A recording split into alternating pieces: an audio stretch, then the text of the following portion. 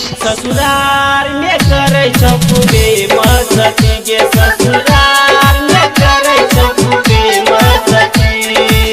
दुल्हा मिलल सखी हमारो निमन गे खुशियाँ न झूम गेले हमारो ईमान गे नहीं बोलियारी नहीं जबरदस्ती नहीं बोलियारी नहीं जबरदस्ती ससुराल में करे खूबे मस्ती गे ससुराल में करे खूबे मस्ती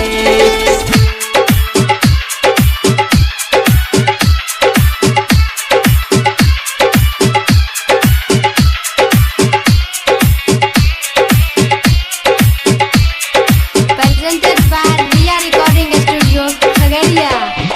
DJ Sanjay Shamla.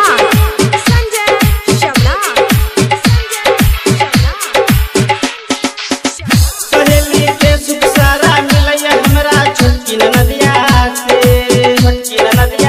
देवर से यार जैसन बात करे छौ एलो दहिया से छन भर दूर न जाय छौ गे हम संगा के बोलिया से छोटा की बहिन सन माने गोतनी हमारी गे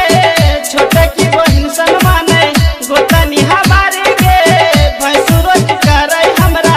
खूबे दुलारे गे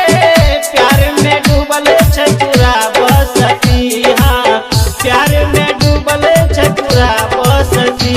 ससुराल में करे खूबे मस्ती गे ससुराल में करे खूबे मस्ती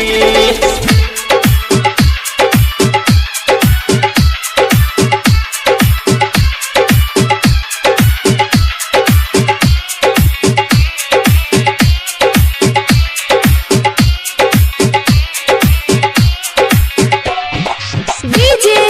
Sanjay Shamla. Presented by Riya Recording Studio, Khagaria.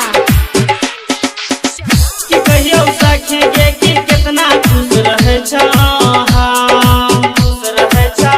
छूट गेल नैहर के सब यार के कर नहीं छै कोनो गम करबै सास ससुर के सेवा ऐसे बड़कन कोनो धरम सोनज सुनहरा कैले मोरे अगुवाई सोनज सुनहरा कैले मोरे अगुवाई खलठुर के सुस्त भइल हमर सगाई सूरज बलमुआ के छै खूबे हंसती कुंदन बलमुआ के छै खूबे हंसती ससुराल में करे खूबे मस्ती गे ससुराल